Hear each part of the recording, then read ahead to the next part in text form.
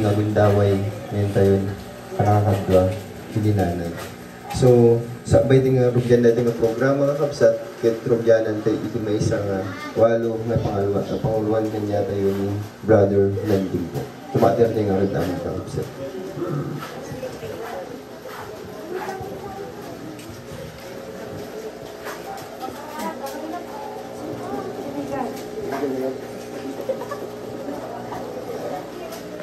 Amen. Praise the Lord. Puri po ating pinakamamalabang Isus na sa lahat po na ito, ating mga loved ones, at mga kaibigan, sa pamilya po, ating beloved mother, Anita Dumalig Gandesa, sa lahat po ng mga kamag-anakan, sa kapatid po na nandyan na dalawa, ating mga kasama ngayon sa oras nito, at sa pamilya po na ating beloved Tatay Antonio, na una po na pinagpahinga ng ating mahal na Panginoon, at salamat po sa lahat na narito dahil po yung nagkasama-sama.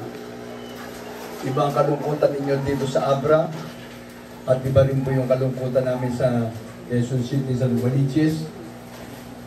Sabay po sila na mahinga.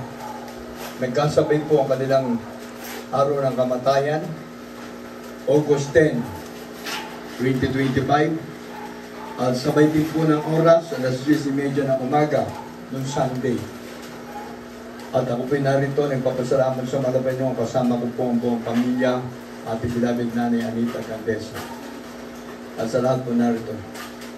Kaya paglibing po bukas sa kanya, kami po'y magbabiyahe, last night lang po doon sa mother ko, sa Novaliches, Quezon City.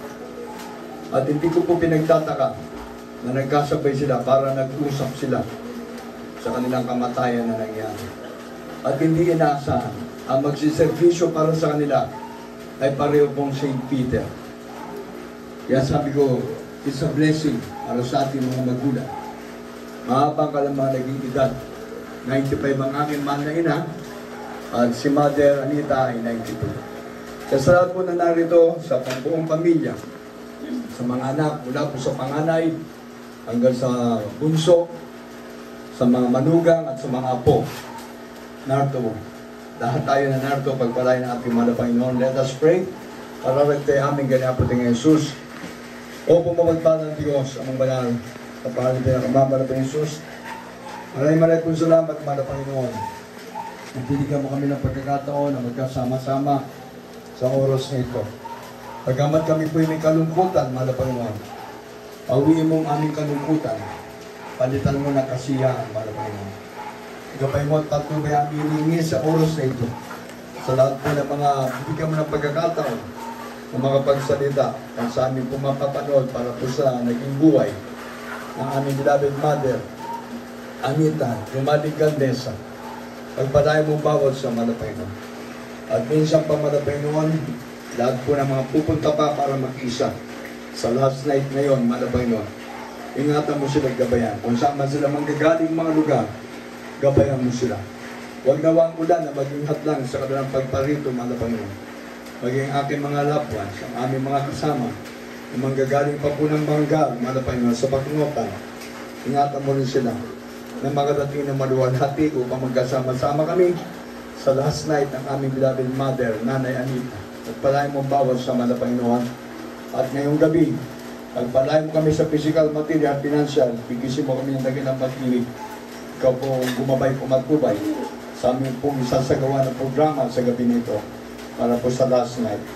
Our Father, who art in heaven, hallowed be thy name, thy kingdom come.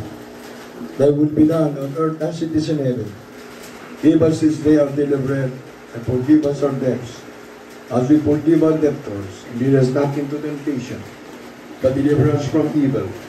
For thine is the kingdom and power and glory, forever and ever. Amen. Lahat po tayo magsabing, I love you, Jesus. God bless you po. Pagpalain po tayo ng ating pinakamamalaking Jesus sa lahat po na narito, sa buong pamilya, Dumalig at Gandesa. Praise the Lord. Amen. Thank you, sir.